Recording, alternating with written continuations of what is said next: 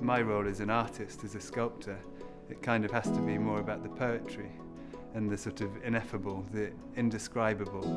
And so it often comes down to the tension between two things rather than the thing itself. This sculpture was first made for the Fitzwilliam Museum in Cambridge, so working with a wonderful classicist, Caroline Vout, who invited me to be part of an exhibition there called Following Hercules. She was intrigued by this modern contemporary take on the Farnese Hercules. There are a few casts dotted around Europe, so one in Cambridge and one where I studied at the Royal Academy. So every day I would stand and have my tea break at the base of a Farnese Hercules, and so it's kind of in my sort of psyche, you know, it's there somewhere. What interests me about classicism isn't necessarily the history or the narrative, but what I do enjoy is the way they sort of resurface in consumer culture.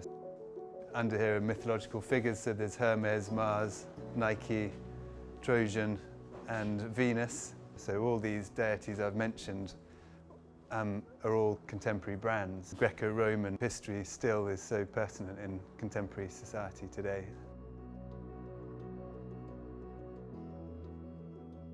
This sort of shows my early sort of bronze ambitions. This was as far as it got for nearly a decade. So this is Hercules, I think 1:12 scale in bronze. And then Galatea, this is a 3D printed maquette of her. I decided in this incarnation, I kind of wanted to somehow democratize the two figures, and so Galatea had to have exactly the same size plinth as Hercules. So she would be sort of teetering on the edge, almost subversive, almost menacing, and it looks like she could get up and walk off at any point, breaking with that classical sort of convention of this static object. A number of other public commissions I've done, there's always an interactive element because it is in the public, and I want it to be accessible on every level. And so I quite like this idea that maybe the passerby, the person encountering it, could sit. It might be a selfie opportunity, it might be somewhere to sit and eat your lunch with Galatea. We thought about how the sort of digital aspects of this Hercules and Galatea perhaps relate to some of the tech valley that's emerging around Cambridge North. So we're talking about the classicism of the Fitzwilliam and the cast gallery at the university, but then also trying to acknowledge the immediate surroundings of the site. We associate sculpture with bronze and marble, and I think sometimes you can kind of get away with anything as long as it's bronze or marble, and so I wanted to strip it back. And so Hercules was made, cutting out sheets of polystyrene. It was sort of cheap and easy, and I just wanted to be free of the preciousness.